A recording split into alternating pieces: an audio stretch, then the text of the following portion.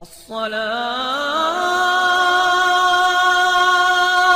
خير من النوم۔ السلام علیکم ورحمۃ اللہ وبرکاتہ۔ پیارے دوستو، آج کی یہ ویڈیو کچھ عجیب ہے، اس لیے کیونکہ پوری دنیا بھر میں ایک مہم چلائی جا رہی ہے۔ کس کے لیے؟ ایک پیڑ کے لیے۔ کہا جا رہا ہے سیو گرگد ٹری، جس کی قیمت 10 پاؤنڈ، سیو گرگد ٹی شرٹ جس کی قیمت ہے 37 پاؤنڈ، سیو گرگد ہینڈ بیگز، سیو گرگد پرفیوم اور ان گنت چیزیں جو آج مارکیٹس میں گرگد ٹری کے نام سے خوب پرموٹ کی جا رہی ہیں، یعنی ان کا پرچار کیا جا رہا ہے اور عوام میں اس پیڑ کو بچانے کی مہم چلائی گئی ہے، جس کو انگریزی زبان میں کیمپین بھی کہا جاتا ہے اور ہندی میں ابھیان کہتے ہیں، اور یہاں تک کہ ان چیزوں کو بیچ کر کمائے گئے پیسوں کو بھی غرقت کے پودے، غرقت کی پلانٹیشن کے لیے استعمال کیا گیا ہے، یعنی لگایا جا رہا ہے۔ آخر یہ غرقت ہے کیا؟ دنیا بھر میں اس پیڑ کی کھیتی کے لیے یہودی کیوں بے چین ہیں؟ اسے شیطانی اور دجالی طاقتوں کا پیڑ کیوں کہا جاتا ہے؟ اور نبی کریم صلی اللہ علیہ وآلہ وسلم نے اس پیڑ کو کاٹنے کا حکم کیوں دیا ہے؟ آج ہم غرقت پیڑ میں چھپے ہوئے کچھ ایسے راز سے پردہ اٹھائیں گے جسے جان کر آپ اپنے دانتوں تلے انگلیاں دبا دیں گے۔ اس لیے پیارے دوستو، اس ویڈیو کو اسکپ کیے بنا آخر تک ضرور دیکھیے گا۔ پیارے دوستو، غرقت ایک جنگلی پیڑ ہے جو خاردار جھاڑی کی شکل میں ہوتا ہے۔ غرقت کو انگریزی میں واکس تھرون اور یونانی زبان میں لیسیم کہا جاتا ہے۔ یہ پیڑ 4 سے 5 فٹ اونچا ہوتا ہے، جبکہ اسرائیل اور افریقہ میں پائے جانے والے غرقت کے پیڑ کی اونچائی اس سے بھی لمبی اور گھنی ہوتی ہے۔ اسلامی تاریخ میں غرقت کا پہلا ذکر ہجرت کے فوراً بعد ملتا ہے، جب مدینہ منورہ میں مسجد نبوی کی تعمیر کی جا رہی تھی تو ایک صحابی حضرت اسد بن زرارہ رضی اللہ تعالیٰ عنہ انتقال کر گئے۔ نبی کریم صلی اللہ علیہ وآلہ وسلم نے ان کی تدفین کے لیے جس جگہ کو چنا وہ بقیع الغرقد کہلاتی تھی۔ بقیع اس زمانے کو کہتے ہیں جس میں پیڑوں یا پودوں کی جڑیں باقی رہ جائیں، اور اس جگہ پہلے غرقد کی جھاڑیاں تھیں۔ یہ جگہ مسلمانوں کا قبرستان قرار پایا۔ بعد میں نبی کریم صلی اللہ علیہ وآلہ وسلم کی صاحبزادی حضرت رقیہ، حضرت فاطمہ اور صاحبزادے حضرت ابراہیم اور کئی صحابہ کرام اسی جگہ سپرد خاک کیے گئے تھے۔ جب مسلمانوں نے قلعہ خیبر فتح کیا تو یہودیوں نے خیبر میں بھی اس پیڑ کو لگا رکھا تھا۔ نبی کریم صلی اللہ علیہ وآلہ وسلم نے فتح خیبر کے بعد ان پیڑوں کو کاٹ دینے کا حکم دیا تھا۔ حضرت عمر کے خلافت کے زمانے میں یہودیوں کو عرب سے نکال کر عراق اور شام میں بسا دیا گیا اور خیبر کی زمینوں کے بدلے انہیں دوسری جگہوں پر زمین دے دی گئی۔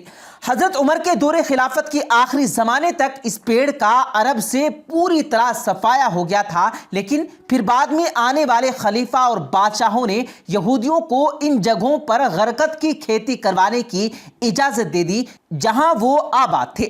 اب سوال یہ اٹھتا ہے دوستو کہ نبی کریم صلی اللہ علیہ وآلہ وسلم نے خاص طور پر غرقت کو کاٹنے کا حکم کیوں دیا؟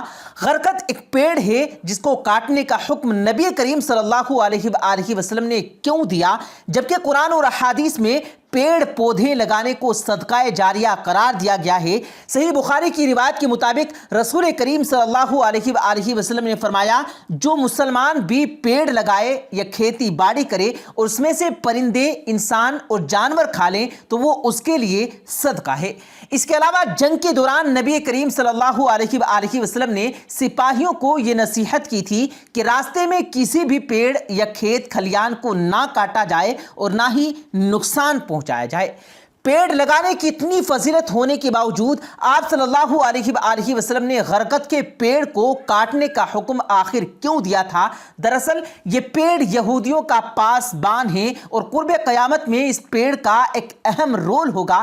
اس لیے ابو ہریرہ رضی اللہ تعالیٰ عنہ سے روایت ہے کہ رسول کریم صلی اللہ علیہ وآلہ وسلم نے فرمایا، قیامت قائم نہ ہوگی یہاں تک کہ مسلمان یہودیوں سے جنگ کریں گے اور مسلمان انہیں قتل کریں گے، یہاں تک کہ یہودی پتھر یا پیڑ کے پیچھے چھپیں گے تو پتھر یا پیڑ کہے گا، اے مسلمان، اے عبداللہ، یہ یہودی میرے پیچھے ہے، آؤ اور اسے قتل کر دو۔ اور وہیں یہ غرقت کا پیڑ مسلمانوں کو یہ نہیں بتائے گا کہ یہ یہودی میرے پیچھے چھپے ہیں اور اسے قتل کر دو، کیونکہ وہ یہودیوں کے پیڑوں میں سے ایک پیڑ ہے۔ یہی وجہ ہے کہ مفسرین نے غرقت کے پیڑ کو یہودیوں کا پیڑ اور گونگا پیڑ اور دجال کا ساتھی بھی قرار دیا ہے۔ اس پیڑ کو عیسائی کتابوں میں خاص کر انجیل میں شیطانی طاقتوں کا پیڑ بھی کہا جاتا ہے۔ واضح رہے کہ یہودی قوم اپنے مذہب سے زیادہ اسلام کی سچائی پر یقین رکھتے ہیں۔ ان کے علماء اور محققین قرآن و حدیث کا مطالعہ کر کے اپنی ترقی کی راہیں کھولتے ہیں اور مسلمانوں کی کمزوریوں پر گرفت کرتے آ رہے ہیں۔ یہی وجہ ہے کہ آج بھی یہودی غرقت پیڑ کو اپنا پاسبان پیڑ مانتے ہیں، جو قیامت سے پہلے ہونے والی عظیم جنگوں میں ان کا مددگار ثابت ہوگا۔ یہودیوں کو آخری نبی جناب محمد الرسول اللہ صلی اللہ علیہ وآلہ وسلم کی زبان مبارک سے نکلنے والے ہر لفظ کی سچائی پر پورا یقین ہے۔ اس بات کا سب سے بڑا ثبوت یہ ہے کہ آج یہودی غرقت کی کھیتی پر لگے ہوئے ہیں۔ اسرائیلی حکومت پچھلے 40 سالوں سے غرقت کی کھیتی یعنی پلانٹیشن میں بزی ہے۔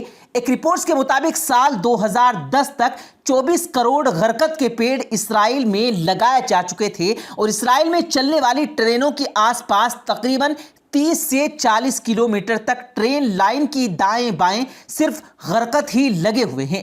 اور اسرائیل میں ہر یہودی کے گھر، ان کے پارکس اور ان کی بلڈنگز کے آس پاس غرقت کا پیڑ ضرور دکھائی دیتا ہے۔ فلسطینی علماء کرام کا کہنا ہے کہ خاص طور پر اسرائیل میں بڑے پیمانے پر غرقت لگا کر یہودیوں نے نبی کریم صلی اللہ علیہ وآلہ وسلم کی پیشین گوئی کا وقت قریب کر دیا ہے۔ خیبر میں ہارنے کے بعد سے اب تک ان کے پاس نہ کوئی دیش تھا، نہ ہی کوئی فوج تھی، لیکن 20ویں صدی میں انہوں نے پہلی بار فلسطین پر قبضہ کر کے اسرائیل کی بنیاد رکھی تھی۔ اس لیے اب وہ اپنے رہائشی علاقے میں اس پیڑ کو خوب لگا رہے ہیں، کیونکہ دجال کا خاتمہ بھی بیت المقدس میں ہونا ہے اور یروشلم شہر قرب قیامت میں جنگوں کا مرکز ہوگا۔ اس لیے یہودیوں کو اس پیڑ کی بہت ضرورت انہی علاقوں میں ہے۔ مارکیٹ میں آج غرقت کو بہت زیادہ پرچار کرنے اور عام کرنے کے لیے غرقت کے پیڑ والے تصویر کی ٹی شرٹ، ٹوپیاں، پرفیوم، بیگ اور کئی چیزیں بیچی جا رہی ہیں۔ اگر اس ٹی شرٹ کو غور سے دیکھیں تو اس میں ایک مرد اور ایک عورت غرقت کے پیڑ کے پیچھے چھپے ہوئے نظر آ رہے ہیں، جو اس تھیوری کو اور بھی زیادہ مضبوط بنا دیتی ہے کہ غرقت کو آخر انٹرنیشنل لیول پر کیوں پرموٹ کیا جا رہا ہے، اور یہودی نبی کریم صلی اللہ علیہ وآلہ وسلم کی حدیث سے کتنی واقفیت رکھتے ہیں۔